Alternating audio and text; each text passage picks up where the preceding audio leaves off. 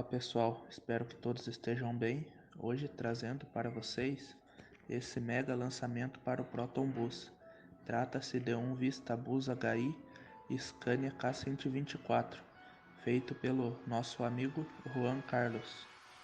Mod foi feita a modificação para a Scania com a total autorização do proprietário do mod, que é o nosso amigo Edson. Esse mod está muito sensacional, vocês vão gostar demais.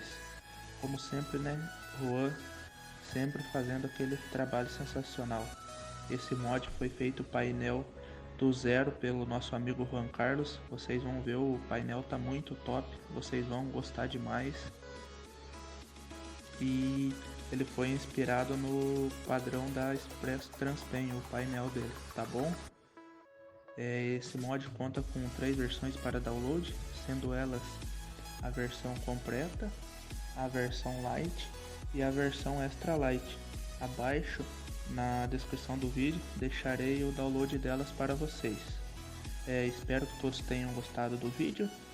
Deixem o like, inscrevam-se no canal para estar nos fortalecendo e nos ajudando a estar trazendo mais vídeo top igual a esses para vocês.